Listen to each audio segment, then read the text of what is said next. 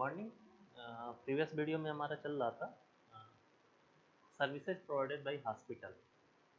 जो हॉस्पिटल है वो क्या क्या सर्विस प्रोवाइड करते हैं। हॉस्पिटल का मेन ऑब्जेक्टिव होता है पेशेंट केयर। पेशेंट केयर में हमारे क्या है, वो इन पेशेंट है, आउट पेशेंट है। सेकंड ऑब्जेक्टिव होता है जो भी हमारे पीपल है, कम्युनिटी है, उनका जो हेल्थ केयर है उसको इम्प्रूव करना। हेल्थ केयर अवेयरनेस हो या हेल्थ केयर रिलेटेड जो भी प्रॉब्लम्स है सारे को, जितने भी प्रॉब्लम है उसको कम करना और हेल्थ केयर स्टेटस को इम्प्रूव करना। तो जो हॉस्पिटल द्वारा सर्विसेज प्रोवाइडेड है, सबसे पहले सर्विस होती है क्लिनिकल सर्विसेज और सेकेंड वन होती है नॉन क्लिनिकल सर्विसेज। तो क्लिनिकल सर्विसेज में हमारे क्या आते हैं, सबसे पहले आते हैं general surgery and orthopaedic surgery. Clinical services जो है वो प्रोवाइड की जाती है क्वालिफाइड ट्रेंड पर्सन। जो हमारे क्वालिफाइड ट्रेंड पर्सन है वो मेडिकल फील्ड से क्वालिफाइड होते हैं और क्या डॉक्टर्स हैं। मेनली जो क्लिनिकल सर्विसेज प्रोवाइड किए जाते हैं हमारे क्वालिफाइड डॉक्टर्स होते हैं। सेकंड सर्विस आती है gynaecological and obstetric, ENT, general medicine, ophthalmic, anaesthesia, psychiatrics, neuro, paedia, ये सारे क्या होती हैं, ये सारे हमारे क्लिनिकल सर्विसेज होते हैं जो हमने लास्ट वीडियो में आप लोगों को बताया था। इसके बाद आते हैं non clinical services. Non clinical services में सबसे पहले आती है नर्सिंग सर्विस। नर्सिंग सर्विस जो होती है वो नॉन क्लिनिकल सर्विस होती है, वो होती है पेशेंट केयर। पेशेंट केयर में सबसे पहले आता है हमारा emotional patient care. Nursing services में पेशेंट का इमोशनल उनका केयर किया जाता है, उनकी जो भी मेडिकेशन है उनका मेडिकेशन टाइम से देना और उनका केयर करना। सेकंड आती है डाइटरी सर्विसेज। डाइटरी सर्विसेज में जो हमारे इन पेशेंट होते हैं, इन पेशेंट को उनका प्रीवियस हिस्ट्री, डाइट की एलर्जी या कौन से टाइप का उनको डाइट देना है, उनको कार्डिक डाइट देना है या डायबिटिक डाइट देना है।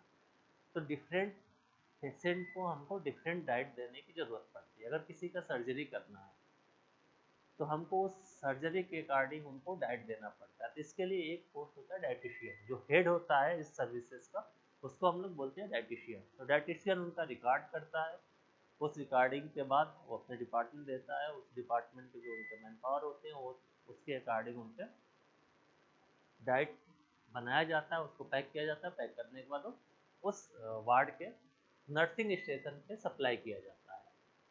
इसके बाद आता है फार्मेसी। फार्मेसी भी हमारी नॉन क्लिनिकल सर्विसेज होती है। तो फार्मेसी में हमारे क्या रहता है कि जो भी मेडिसिन है, मेडिसिन स्टोरेज का, उसका रख रखाव, उसको कैसे देना है, उसका डिस्पेंसिंग, जो भी हमारा रजिस्टर्ड फार्मासिस्ट होता है उसके द्वारा किया जाता है। तो इन पेशेंट और आउट पेशेंट दोनों के लिए फार्मेसी होती है। जो इसका हेड होता है वो एमडी फार्माकोलॉजी और जो भी रजिस्टर्ड फार्मासिस्ट है वो होते हैं। इसके बाद आता है pathological services. Pathological services non clinical services है। पैथोलॉजिकल सर्विसेज में हमारे जो भी पैथो रिलेटेड टेस्टिंग होती है, ब्लड की, यूरिन की, स्टूल्स की, जो भी इसकी टेस्टिंग होती है, फिर उसको टेस्टिंग के बाद जो रिपोर्ट आता है वो रिपोर्ट फिर हम कोरिलेट करते हैं उस जो भी पेशेंट का साइंस सिम्टम्स है, वो साइंस सिम्टम्स से कोरिलेट किया जाता है कि इनको डायग्नोस फिर करते हैं। उसका जो भी फील्ड के डॉक्टर्स होते हैं, सर्जरी के हैं, जनरल फिजिशियन है, कार्डिक है, डायबिटिक है, जो भी पेशेंट है उनको कोरिलेट किया जाता है और उसके आउटकम्स लिखते हैं। इसके बाद आता है हमारा ब्लड बैंक। मोस्टली काफ़ी हॉस्पिटल में ब्लड बैंक की सर्विस रहती है। ब्लड बैंक भी हमारा अंडर पैथोलॉजिकल डिपार्टमेंट में ही आता है।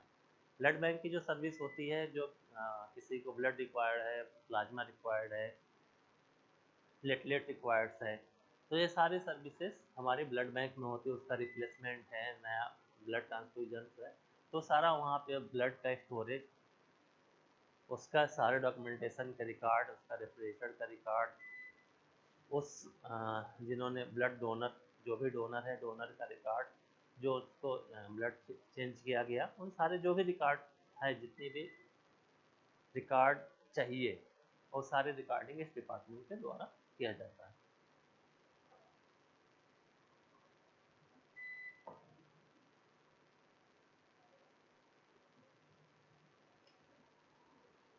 इसके बाद आता है अकाउंट डिपार्टमेंट। अकाउंट डिपार्टमेंट का मेन फंक्शन ये होता है कि जो भी हमारे पेशेंट हैं, जो भी हॉस्पिटल का रेवेन्यू जनरेशन होता है वो होता है इन पेशेंट और आउट पेशेंट से। अकाउंट डिपार्टमेंट में सारा बिलिंग, जो भी पेशेंट इन पेशेंट है, आउट पेशेंट है, जो भी बिलिंग हुआ, जो भी एक्सपेंस हुआ, एक्सपेंस में मैन पावर, जितने भी मैन पावर है, एम्प्लाई हैं, उनकी सैलरी है, अदर एक्सपेंसेस है, मेंटेनेंस के एक्सपेंसेस हैं, हॉस्पिटल के जो बिल्स हैं, वो सारे उन सब का रिकॉर्ड अकाउंट डिपार्टमेंट में होता है। तो सबसे पहले हम बात करेंगे नर्सिंग सर्विस की। नॉन क्लिनिकल में सबसे पहले हम बात करेंगे नर्सिंग सर्विस।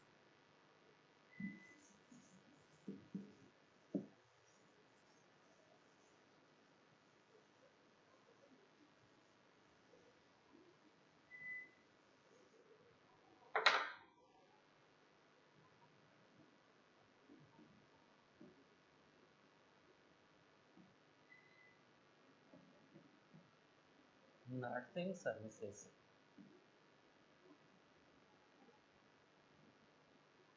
नर्सिंग सर्विसेज में क्या होता है? This service provided by the total health care to patient. It is a therapeutic and preventive service. Nursing services क्या होता है? टोटल हेल्थ केयर सर्विस है, प्रिवेंटिव सर्विस होता है, और थेरेपेटिक सर्विस होता है। सबसे मेन जो वर्किंग होता है नर्सिंग सर्विसेज में, emotional support to the patient. Main जो सर्विस प्रोवाइड की जाता है,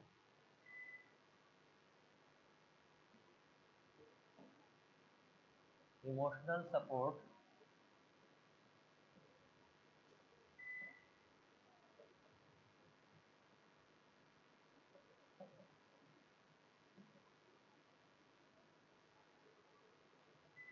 ये कहा जाता है कि जो नर्सिंग सर्विसेज है जस्ट लाइक ए मदर। जैसे भी अगर किसी का तबीयत खराब होती है तो जैसे मदर केयर करती है, तो ऐसा कोरिलेट किया जाता है कि जो भी नर्सिंग सर्विसेज है, नर्सिंग सर्विसेज भी मदर केयर जैसे है। इनकी जो मेन सर्विस होती है इमोशनल सपोर्ट टू पेशेंट, जो डिपार्टमेंट की रिक्वायरमेंट होती है उसमें आता है select the procedure and policy of nursing. जो हमारे हेड होते हैं, अगर हम नर्सिंग सर्विसेज के हेड की बात करें तो उनकी जो रिस्पॉन्सिबिलिटी होती है, रिस्पॉन्सिबिलिटी में सबसे पहले चाहती है select the procedure and policy of nursing. मतलब नर्सिंग के जो भी पॉलिसीज है, नर्सिंग रिलेटेड जितने भी पॉलिसीज हैं उसको बनाना, जो भी प्रोसीजर फॉलो करना है, जो भी एसओपी है, स्टैंडर्ड ऑपरेटिंग प्रोसीजर, जो भी नर्सिंग डिपार्टमेंट है उसको सेलेक्ट करना, उसको इम्प्लीमेंट करना। सेकंड आता है to keep the nursing record. Nursing record में जो भी हमारे इन पेशेंट है, इन पेशेंट का अगर हम बात करें कि हमको किसी भी पेशेंट का अगर ड्यू टू फीवर, फीवर में भी डेंगू या डिफरेंट टाइप का कोई भी फीवर है, तो उसमें हमको अगर टेम्परेचर मैपिंग करना है, अगर फिजिशियन ने बोला है कि हमको इस पेशेंट का टेम्परेचर मैपिंग करना है और एवरी 6 आवर या एवरी 4 आवर, तो जो ये रिकॉर्ड है क्या है, ये नर्सिंग रिकॉर्ड है। तो उसमें जो भी नर्स है एवरी 6 आवर पे वो पेशेंट का टेम्परेचर रिकॉर्ड करती है कि इतने टाइम पे इतना टेम्परेचर था, इतना टेम्परेचर था। जो भी मेडिकेशन देना है पेशेंट को, डॉक्टर ने प्रिस्क्राइब कर दिया, डोज प्रिस्क्राइब कर दिया, कितना डोज देना है, कौन सी मेडिसिन देना है, कितने टाइम देना है, बिफोर मील देना है, आफ्टर मील देना है। तो वो सारी चीज़ें, उन सारी चीज़ों का रिकॉर्ड कौन से नर्स ने दिया था किसी भी पेशेंट को। हमको बिफोर मील अगर हमने किसी कोई भी एंटी एसिड देना है बिफोर मील, तो उसका रिकॉर्ड कि हमने हाँ इस पेशेंट को हमने ये मेडिकेशन दे दिया है। इसके बाद आता है टू प्रिपेयर रिक्वायर्ड बजट। जो भी नर्सिंग सर्विसेज की रिक्वायरमेंट है उसके लिए बजट कितना हमें बजट की ज़रूरत है। इसका बजटिंग का रिकॉर्ड प्रिपरेशन नर्सिंग सर्विसेज की, जो भी नर्सिंग डिपार्टमेंट के हेड की रिस्पॉन्सिबिलिटी होती है कि उनको बजट बनाना है कि हमको कितने पैसे की ज़रूरत पड़ेगी इस फाइनेंशियल ईयर में फॉर द नर्सिंग सर्विसेज जैसे उनको ग्लव्स चाहिए, सर्जिकल ग्लव्स चाहिए या मास्क चाहिए, या उनके लॉन्ड्री का कास्ट है कि हमको उसका धुलाई और उसका मेंटेनेंस, या न्यू हमें नर्सिंग ट्रॉली चाहिए। इन सारी चीज़ों के लिए कितने बजट की ज़रूरत पड़ेगी, वो उनके जो हेड होते हैं, हेड की रिस्पॉन्सिबिलिटी होती है कि वो अपना वो बजट प्रिपेयर करें, to prepare required budget.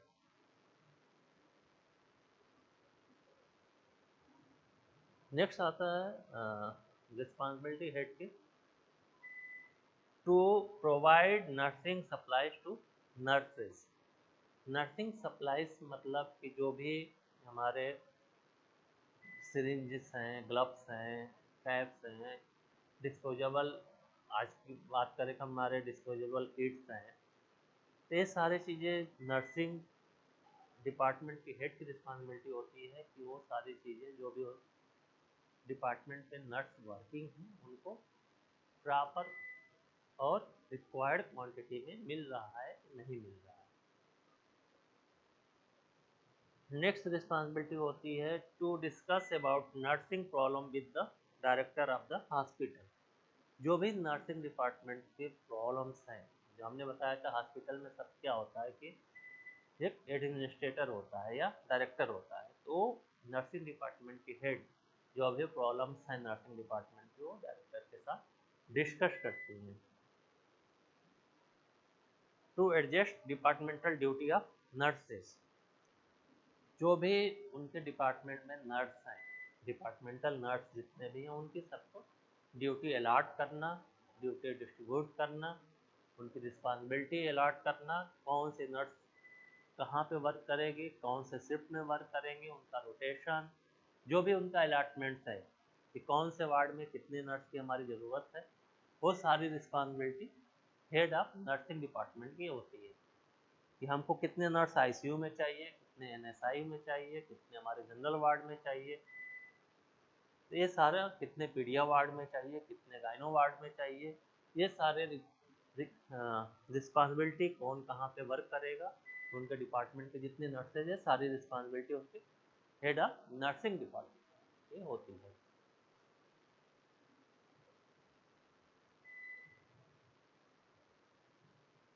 To take part in the seminar for getting the recent knowledge.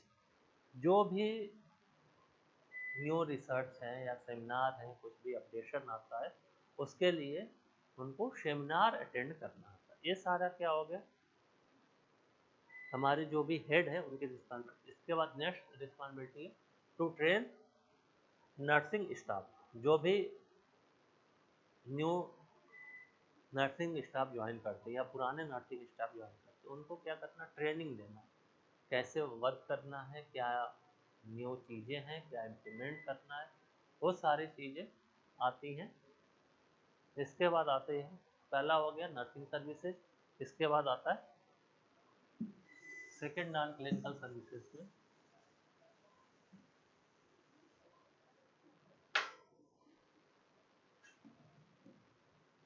Dietary services, DLE dietary services.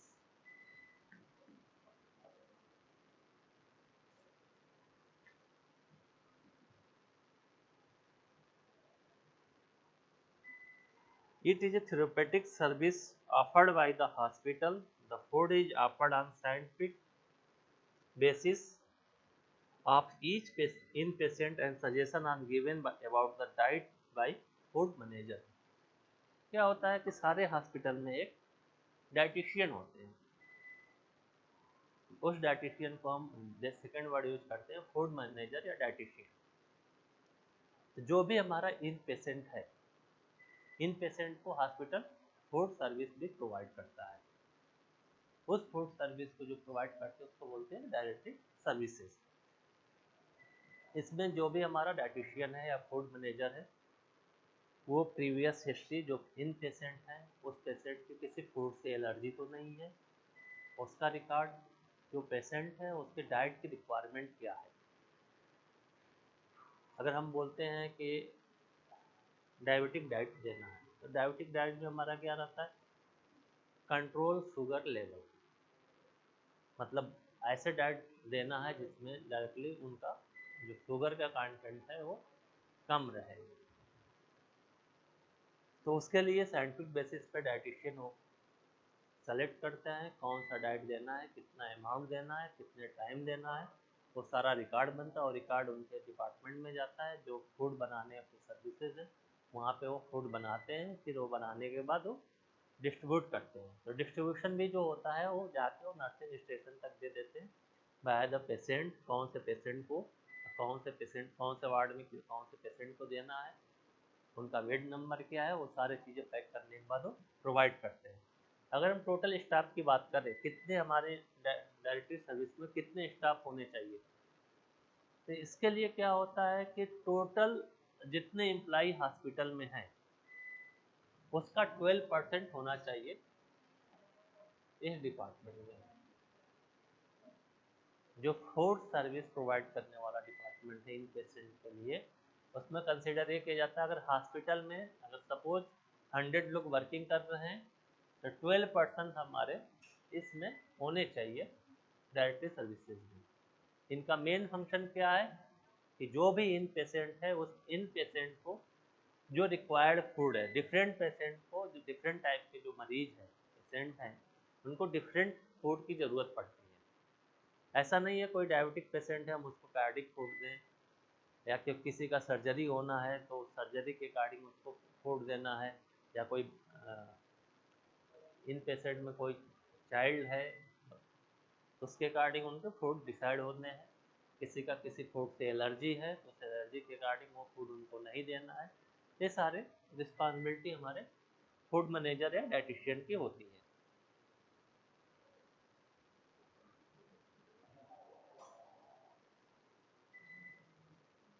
तो अगर हम रिस्पॉन्सिबिलिटी की बात करें कि जो भी हमारा डाइटिशियन है या फूड मैनेजर है उनकी क्या रिस्पॉन्सिबिलिटी होती है, सबसे पहली रिस्पॉन्सिबिलिटी होती है to perform a plan for the type of diet for the patient by considering his food allergy and dietary history। उसकी फूड एलर्जी क्या है, उसकी हिस्ट्री क्या है, कौन से टाइप का पेशेंट है, उसके बेसिस पे जो भी फूड मैनेजर है या डाइटिशियन है वो प्लान करता है। सेकंड आती है responsibility selection and purchasing of food material. जो भी फूड मटेरियल है, जो भी खाने की चीज़ें हैं उसका सिलेक्शन करना, क्या क्या उनको चाहिए उसका सिलेक्शन और उसका परचेजिंग, उसको खरीदना, वो सारी रिस्पॉन्सिबिलिटी हमारे फूड मैनेजर या डाइटिशियन की होती है। नेक्स्ट आता है मेंटेनेंस ऑफ रिकॉर्ड।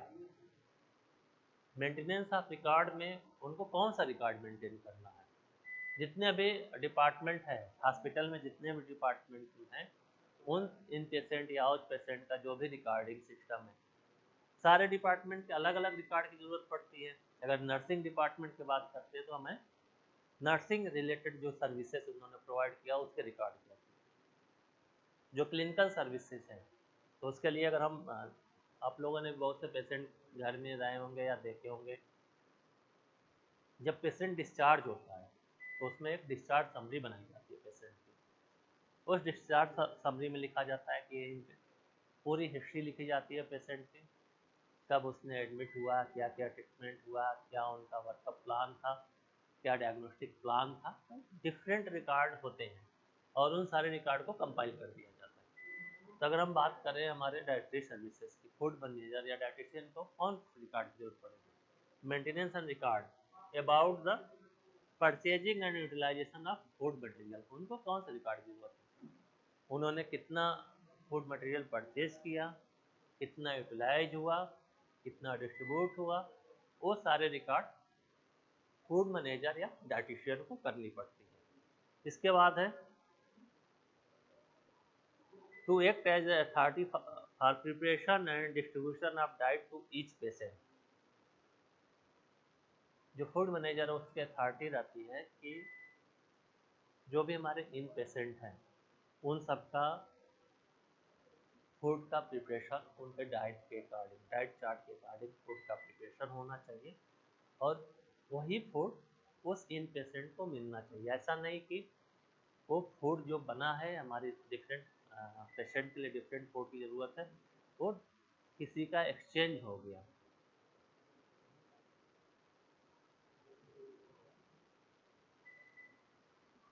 इसके बाद आता है to follow the specific requirement of storage of food material. जो फूड मटेरियल की स्पेसिफिक रिक्वायरमेंट है, जो भी हमारा रिक्वायर्ड उसका टेम्परेचर है या उसमें फ्रिज में रखना है या -20 में फिर और स्टोर करना, जो भी फूड की स्पेसिफिक रिक्वायरमेंट है उस स्पेसिफिक रिक्वायरमेंट के अकॉर्डिंग ही फूड मटेरियल स्टोर हो रहा है कि नहीं हो रहा है। ये सारे जो भी चीज़ें हैं ये हमारा डाइटरी सर्विसेज या जो भी फूड मैनेजर है या डाइटिशियन है उसकी रिस्पॉन्सिबिलिटी होती है। अगर हम डाइटिशियन की बात करें कि क्या होता है उसमें, अगर हेड की बात करें तो मिनिमम उनमें मास्टर डिग्री होना चाहिए और मिनिमम 2 इयर्स का एक्सपीरियंस होना चाहिए। और हमने स्टाफ की बात किया था तो टोटल जो हॉस्पिटल में एम्प्लाई हैं, टोटल जितने भी एम्प्लाई हैं उनके 12% होना चाहिए। अगर 100 हैं या अगर हम बात करें किसी हॉस्पिटल में अगर 200 एम्प्लाई हैं तो मिनिमम 24% होने चाहिए इस डिपार्टमेंट में। इसके बाद थर्ड वन होता है, अगर थर्ड हम नॉन क्लिनिकल सर्विस की बात करें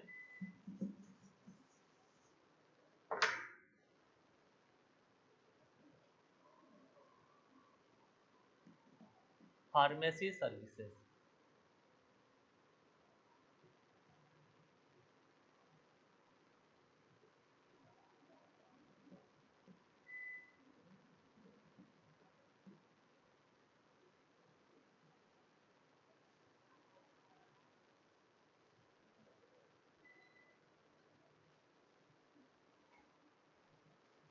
फार्मेसी सर्विसेज में क्या होता है, इसका जो हेड होता है वो रजिस्टर्ड फार्मासिस्ट या हेड ऑफ फार्माकोलॉजी डिपार्टमेंट।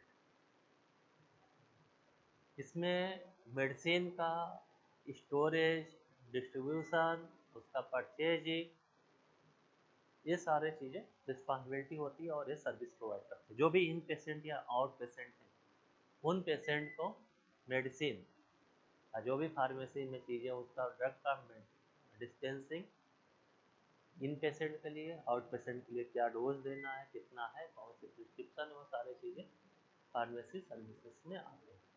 इसमें जो हेड होता है, हेड रजिस्टर्ड फार्मासिस्ट होता है और जो इसमें वर्क भी करता है वो भी रजिस्टर्ड फार्मासिस्ट होना चाहिए। जो ड्रग रिलेटेड, ड्रग का डिस्ट्रीब्यूशन, स्टोरेज, ये सारी रिस्पॉन्सिबिलिटी इस सर्विस में आती है। इसके बाद आता है 4-1 हाउस कीपिंग सर्विस।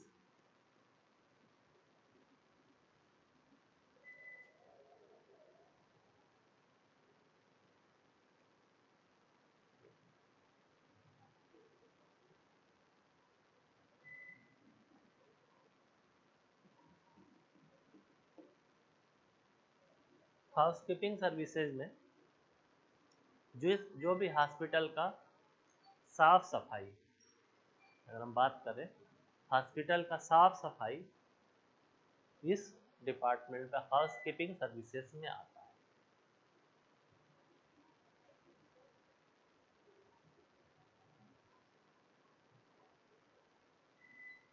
तो हॉस्पिटल के साफ सफाई किससे होती है, जो भी डिटर्जेंट, डिसइंफेक्टेंट यूज करते हैं उसके बारे में नॉलेज होना चाहिए। जो भी हाउस कीपिंग सर्विसेज का हेड है उसके बारे में उनको नॉलेज होना चाहिए, कौन सा डिसइंफेक्टेंट है, कौन सा डिटर्जेंट है, कितना कंसंट्रेशन यूज करना है।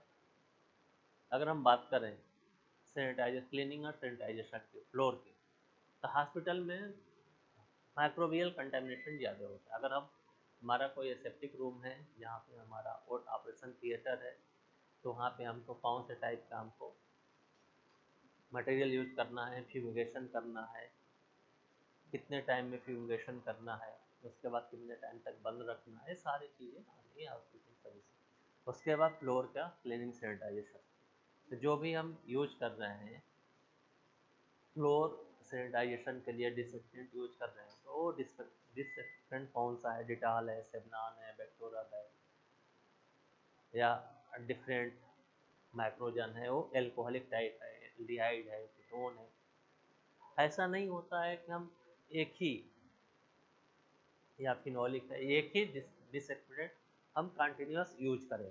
कंटिन्यूस एक ही डिसइंफेक्टेंट यूज करने में क्या होता है कि जो भी फ्लोर पे बैक्टीरिया या फंगस है उसमें उसके अंदर रेजिस्टेंस आ जाता है, और रेजिस्टेंस आने के बाद एक टाइम बीइंग के बाद वो डिसइंफेक्टेंट वर्क नहीं करता है। इसके लिए क्या करते हैं, हमारा उसका जो भी डिसइंफेक्टेंट है वो रोटेशन बेसिस यूज करते हैं कि हमको उसको डेली चेंज करना है या वीकली चेंज करना है। तो एल्डिहाइडिक टाइप का है या कीटोनिक है, एल्डिहाइड है, कीटोन है, अल्कोहल है, फिनॉल है, उसके बेसिस को सिलेक्शन करते हैं हमको वीकली चेंज करना है या डेली चेंज करना है। तो जो इसके हेड होते हैं, हेड का रिस्पॉन्सिबिलिटी हो जाता है कि डेली अगर हम 2 बार 3 बार अगर हमें फ्लोर क्लीन करना है, या कितने टाइम हमें फ्लोर क्लीन करना है, कितने टाइम तक हो जाना चाहिए, वो सारी सर्विसेज होनी चाहिए। जो इनके हेड है उसका रिकॉर्ड होना चाहिए, जो भी हमने डिसइंफेक्टेंट लिया है उसका यूटिलाइजेशन का रिकॉर्ड, उसका परचेजिंग का रिकॉर्ड, हमने कितना लिया था, कितना यूज हो गया, कितना बचा है, वो सारी चीज़ें डिपार्टमेंट के अंतर्गत आती हैं। जो हेड होते हैं उसमें क्या आता है, इनकी भी रिस्पॉन्सिबिलिटी हो जाती है। एक तो डॉक्यूमेंटेशन का रिकॉर्ड हो गया, सेकंड आता है स्टाफिंग का रिकॉर्ड, कि कौन सा मैन पावर कहाँ वर्क करेगा, उनकी ड्यूटी है, ड्यूटी का लोकेशन है, कब कहाँ पे क्लीनिंग करेगा, हर डिपार्टमेंट वाइज जो उनका लोकेशन करना है।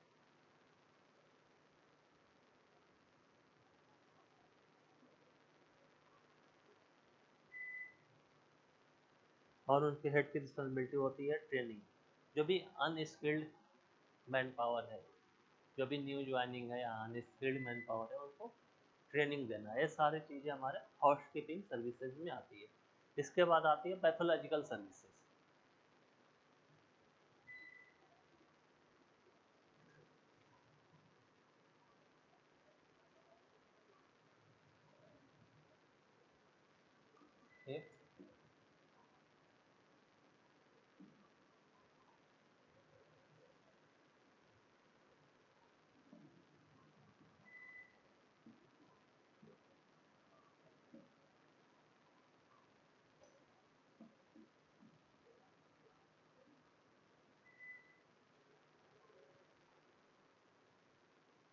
पैथोलॉजिकल सर्विसेज क्या होता है, सबसे पहले हम बात करते हैं हेड की। तो जो हेड होता है पैथोलॉजिकल डिपार्टमेंट, पैथोलॉजी डिपार्टमेंट का, वो मेडिकल पर्सन होता है, एमडी पैथो। तो पैथोलॉजिकल सर्विसेज में हेड है वो मेडिकल पर्सन है। जो भी पैथोलॉजी रिलेटेड सर्विसेज हैं, पैथोलॉजी रिलेटेड सर्विसेज में हमारे क्या आते हैं, ब्लड सैंपल, जितना भी हमको कोई भी पेशेंट है, इन पेशेंट है या आउट पेशेंट है, उनकी सैंपलिंग करना है। ब्लड सैंपल है, यूरिन सैंपल है, स्टूल सैंपल है, जो भी सैंपल है उनका सैंपलिंग करना, उनका एनालिसिस करना और उसका रिपोर्टिंग करना। Sample is analysis and reporting of the blood, stool and urine, जो भी है उनका सैंपल करते हैं, उसको टेस्ट करते हैं, उसको एनालाइज करेंगे, उसका रिपोर्ट बनाएंगे इसका भी, और उस रिपोर्ट को जिस भी पेशेंट का उसको हैंड ओवर करते हैं। अगर इन पेशेंट है तो डिपार्टमेंट में वो सेंड करते हैं कि जो भी उससे बात क्या हुआ।